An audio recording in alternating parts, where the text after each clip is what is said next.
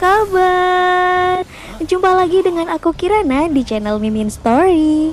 Pada ngapain nih sekarang? Daripada gabut, sini Kirana ajak cerita dengan cerita animasi Donghua yang berjudul Perfect World episode 11. Yang mau tahu dari episode pertama, bisa klik link di deskripsi atau link card di atas ya. Dan yang baru gabung, subscribe dulu lalu nyalakan notifikasinya agar kalian tahu kalau Kirana udah siap nemenin kalian rebahan.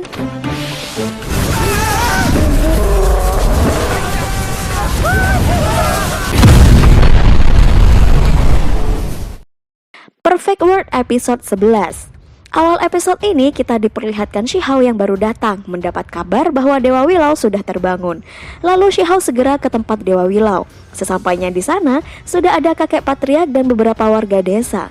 Dewa Willow langsung menanyakan kabar Shihao karena bukan perkara mudah ia berhasil membunuh roh pengorbanan. Shihao tak menjawab itu, tapi dia langsung menanyakan Gunung Taigu, tempat orang tuanya mengambil obat suci. Dewa Willow tahu tempat itu, namun tidak mengizinkan Shihao pergi ke sana sebab tempat itu dihuni oleh binatang-binatang berdarah murni. Sekalipun Shihao dapat menerobos ke ranah Heavenly Passage 8, dia masih tak dapat menandingi binatang-binatang itu. Kemudian Dewa Willow mengeluarkan sebuah rune menjunjung langit. Dewa Willow meminta Shihao untuk memulai. Rune itu mengangkat Shihao dan memisahkan tubuh dengan raganya. Shihao mengira Dewa Willow akan mengirim dirinya ke tempat orang tuanya. Namun, Dewa Willow akan mengirim tubuh spiritual Shihao ke alam Dewa Void untuk membantu berkultivasi. Di sana tempat berkumpulnya para dewa, tempat yang aneh dengan berbagai esensi. Shihao dikirim untuk melatih tubuh spiritualnya. Di sini sama seperti tubuh asli yang berlatih, jadi jika tubuh spiritual sudah kembali ke raganya, hasilnya akan tetap sama. Kemudian Shihao masuk ke sebuah pusaran galaksi dan keluar melalui tebing bebatuan di alam Dewa Void. Ternyata di sana Shihao sudah bertemu banyak orang dengan tubuh spiritualnya saja. Beberapa langkah dari dia keluar dari tebing, Shihao menemukan harta tulang yang tertanam di tanah. Shihao mencoba untuk mengambil hingga menjadi pusat perhatian orang-orang sekitar tempat itu, termasuk juga dua kakek-kakek yang bertaruh banyak uang jika Shihao berhasil mengambilnya. Tapi sayangnya Shihao tak mengerti apa itu uang. Orang-orang mencemooh, menyuruh Shihao berhenti menggali karena percuma saja Shihao tak akan pernah berhasil mengambil harta tulang itu. Dua kakek yang disebut Shihao sebagai kakek uang dan kakek burung mengatakan jika mengambil harta tulang itu tidak hanya mengandalkan kekuatan fisik saja. Dia harus berhasil memecahkan rekor alam Dewa Void terlebih dahulu dan membuat rekor tertinggi. Akhirnya Shihao mengerti apa yang harus dia lakukan. Shihao mengelilingi area harta tulang dengan kecepatan penuh, lalu memukul tanah di tengah-tengah harta tulang. Beberapa detik tak terjadi apa-apa. Orang-orang kembali mencemooh Shihao, namun ternyata tanah di area itu retak. Harta tulang pun menyembur keluar. Ada orang yang berusaha mengambil harta tulang. Belum sempat dia menyimpannya, orang tersebut langsung mendapat bogeman dari Shihao. Berikutnya keluar sebuah prasasti yang Shihao tak mengerti apa maksudnya. Kakek burung mengatakan agar Shihao menuliskan sebuah informasi tentang dirinya di batu prasasti tersebut. Shihao pun segera menulis. Setelah dibacakan oleh batu prasasti, membuat gelak tawa dari orang sekitar. Bagaimana tidak, Shihao menuliskan, "Aku suka susu hewan." Shihao pun panik. Dia menanyakan apakah bisa dirubah. Orang-orang serentak menjawab, "Tidak bisa." Orang-orang yang masih berkerumun ada yang bergunjing bahwa Shihao jauh lebih buruk dari Shiyi. Yang dimaksud Shiyi ini siapa ya? Apa mungkin bibi yang dulu mengangkat tulang tertinggi dari Shihao? Oke, tunggu aja ya. Stay tune terus di Mimin Story. Lanjut. Shihao bertanya keberadaan Raja Binatang berkepala 10. Dia bertekad mengalahkan rekor dari Shiyi. Namun sangat sulit untuk menemukan Raja Binatang.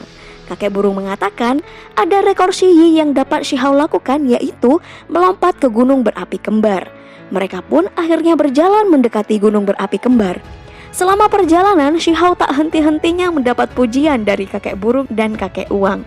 Tanpa disangka-sangka, perjalanan mereka dihadang oleh keluarga dari orang yang tadi Shihao pukul karena akan merebut harta tulang. Kedua kakek pun pergi dengan cepat dan mengaku tak kenal Shihao. Kepala keluarga meminta Shihao menyerahkan harta tulang dan akan dibalas dengan minum anggur sepuasnya. Shihao nggak mau anggur, dia hanya mau susu hewan. Sayangnya mereka nggak punya. Kepala keluarga akhirnya memerintahkan prajurit untuk menangkap Shihao. Karena mereka bukan tandingan Shihao, dalam sekejap semua prajurit telah terkapar. Selanjutnya, kepala keluarga menghadapi Shihao sendirian. Dia mengeluarkan jurus harta bulu untuk menyerang Shihao. Diketahui bahwa harta bulu ini adalah harta warisan kuno. Shihao sudah memperingatkan pada bapak kepala keluarga untuk tidak membuang-buang harta bulu karena siapa yang mengambil akan menjadi miliknya. Pak kepala keluarga tetap menggunakan harta bulu dengan sia-sia menyerang Shihao. Sedangkan Shihao panen harta bulu hasil pungutannya hingga membentuk sebuah kipas. Kakek burung dan kakek uang yang tadinya bersembunyi sekarang keluar lagi dan mengakui bahwa Shihao adalah teman mereka. Lalu prasasti batu muncul lagi dari tanah. Prasasti mengatakan bahwa anak susu hewan melakukan terobosan paling banyak. Orang-orang sekitar heran atas pencapaian Shihao sebab Shihao juga mengalahkan 4 keluarga besar yang tak bisa dikalahkan sebelumnya. Ada juga yang mengatakan bahwa kekuatan Shihao ini masih rendah dibandingkan dengan Shi. Berikutnya mereka menunggu orang-orang naik gunung berapi kembar untuk menjadi saksi lompatan Shihao ke gunung tersebut. Sambil rebahan dan mengantuk, Shihao sudah tak sabar menunggu orang-orang itu sampai puncak hampir 2 jam lamanya. Lagi-lagi nama Shi disebut karena tak ada yang bisa menandinginya. Otomatis Shihao langsung noleh ke kakek burung. Kemudian datang Dewi Perang dari Akademi Zulu menunggangi burung bersama prajuritnya. Tujuan dia datang adalah untuk mengajak Shihao bergabung dengan Akademi Zulu apabila berhasil mengalahkan rekor lompatan Shi dari gunung berapi kembar. Tak ada jawaban dari Shihao, lalu ia bersiap untuk melompat. Dia melakukan peregangan, menatap tingginya gunung dengan penuh percaya diri, menghentakkan kaki ke batu pijakannya dan melompat bak pesawat luar angkasa yang menyemburkan api-api dari ekor pesawatnya. Orang-orang yang berada di atas gunung masih tak percaya Shihao dapat memecahkan rekor Shi. Tiba-tiba mereka melihat bak meteor kembali ke langit setelah terjun ke bumi. Sesampainya di puncak, Shihao beristirahat sebentar dan segera kembali ke bawah karena tak tahan panasnya bara api. Shihao disambut kakek burung dan kakek uang yang mengatakan bahwa Shihao telah berhasil. Prasasti batu muncul lagi dari tanah. Dia mengatakan anak susu hewan berhasil memecahkan rekor. Orang-orang sekitar pun heran karena dalam sehari Shihao dapat memecahkan 3 rekor sekaligus. Mereka akhirnya menawarkan Shihao untuk bergabung dengan klannya masing-masing. Namun Shihao sangat kesal karena setiap rekor yang ia pecahkan dia tak mendapat hadiah apa-apa. Shihao mencoba mengambil hadiahnya sendiri dengan memukul-mukul batu prasasti. Karena tak juga diberikan, Shihao menghancurkan batu prasasti tersebut dan membuatnya dikeluarkan dari alam Dewa Void, serta diberi sanksi tidak bisa kembali lagi selama 2 tahun. Dan episode ini berakhir.